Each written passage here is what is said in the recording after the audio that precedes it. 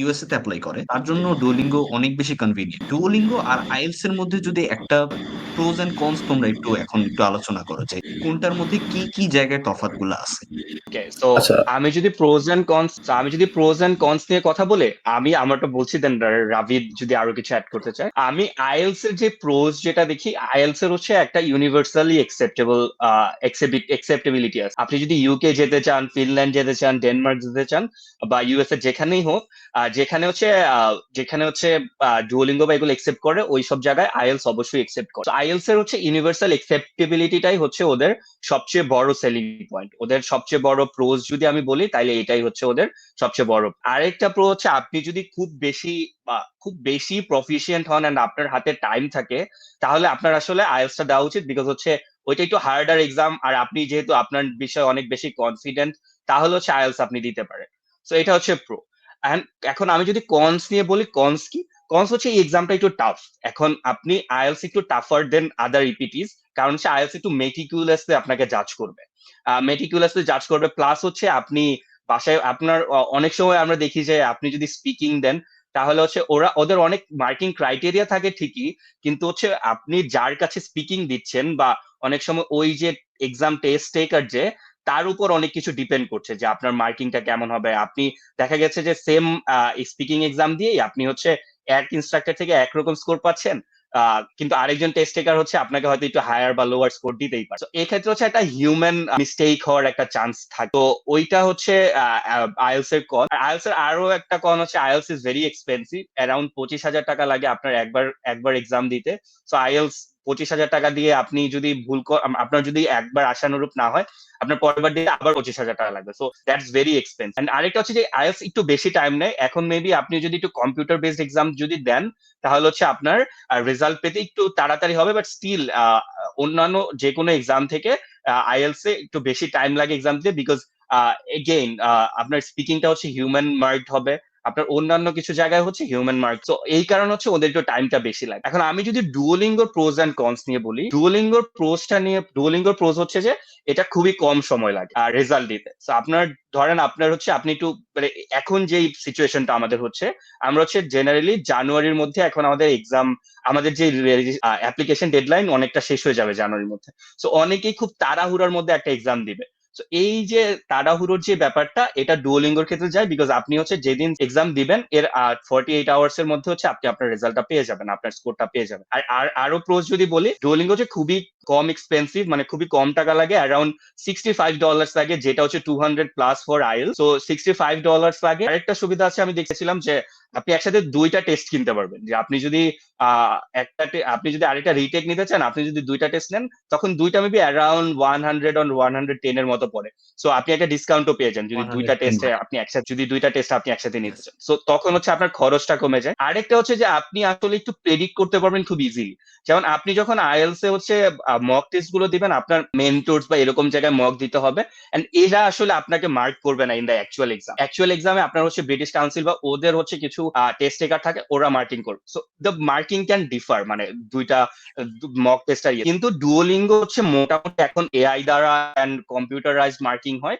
So আপনি যখন practice test গুলো দিবেন, তখন আপনাকে একটা রেঞ্জ দিবে যে অ্যারাউন্ড 120 to 140, এরকম একটা রেঞ্জ পেয়ে যাবেন। সো জেনারেলি ওই রেঞ্জের মিডিয়ানের বাইরে স্কোর হয় না।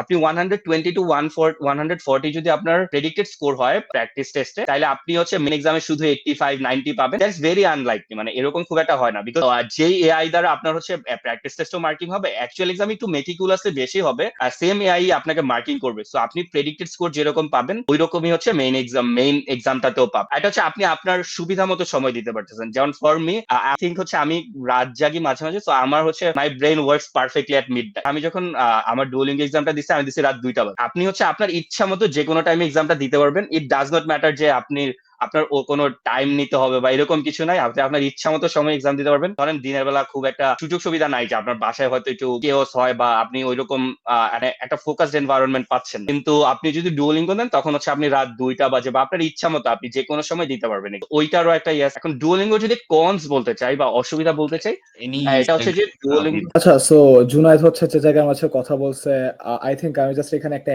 ইনসাইট এড করি। To be honest, it happened in my personal life, to be honest. So যখন আমি হচ্ছে ডুওলিঙ্গো নিছি অ্যাবাউট দ্য টু মানে হচ্ছে দুইটা টেস্টের যে পারচেজ আছে বা মানে বান্ডেলটা আছে, সো আমার হচ্ছে ফার্স্ট টেস্টে টু বি অনেস্ট ক্যান্সেল হয়ে গেছিল বিকজ আমার হচ্ছে আমি হচ্ছে ভুলে গেছিলাম যে আমার হচ্ছে এক্সটেনশন আছে। সো আমার হচ্ছে আমি কিন্তু এখন to be honest out of deadlines to, ঠিক আছে। So I couldn't like afford হচ্ছে যাতে হচ্ছে আমি লাইক আবার হচ্ছে লাইক অনেক বেশি টাইম স্পেন্ড করি প্রিপারেশন নিয়ে। যেটা হয়েছে ইন কেস অফ আইএলস, আমি কিন্তু টু বি অনেস্ট 2022-23 দিকে আমি হচ্ছে আইএলসও দিছি। সো আই সি যে হচ্ছে আমার আইএলস এর স্কোরটা আসতে অনেক লেট হয়েছে। সো আমার কিন্তু হচ্ছে আমি কিন্তু চাইলে হচ্ছে আমি আইএলস এর স্কোরটা হচ্ছে সাবমিট করতে পারতাম না। বাট আমার হচ্ছে ডুওলিঙ্গোর ক্ষেত্রে যেটা হয়েছে যে আমি হচ্ছে ইন সাম কেসেস আমি হচ্ছে ডেডলাইনের বাইরেও চলে গেছিলাম। So I just took the Duolingo English test instantly, আর আমার হচ্ছে রেজাল্টটা হচ্ছে 12 ঘন্টার মধ্যে পেয়ে গেছিলাম জাস্ট $40 এক্সট্রাক্ট করে। সো আই ফেল্ট লাইক হচ্ছে that was kind of blessing because আমার হচ্ছে ইপিটি অনেক বেশি রিকোয়ারমেন্ট, মানে ইপিটি হচ্ছে রিকোয়ার্ড ছিল and I couldn't take the EPT previously বা বিকজ হচ্ছে like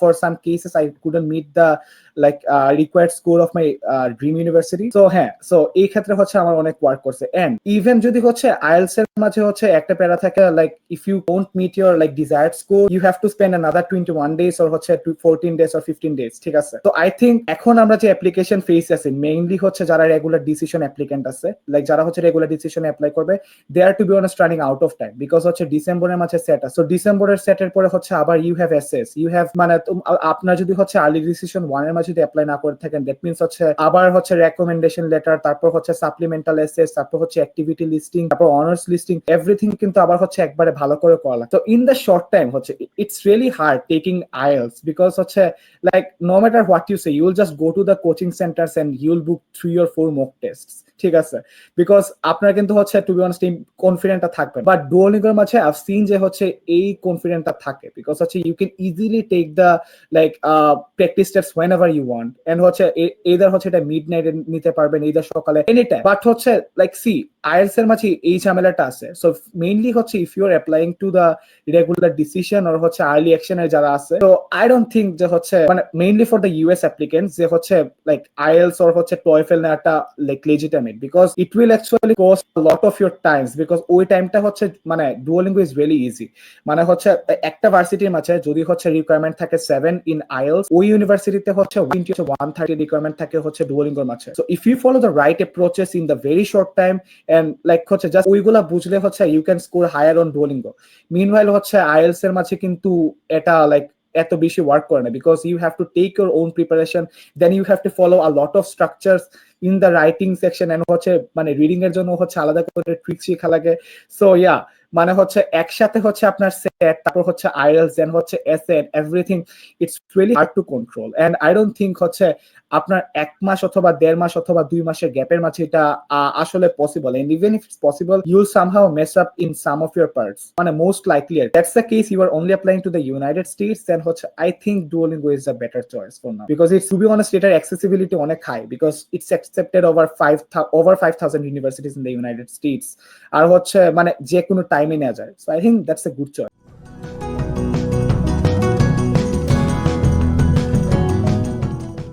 for the RD applicants.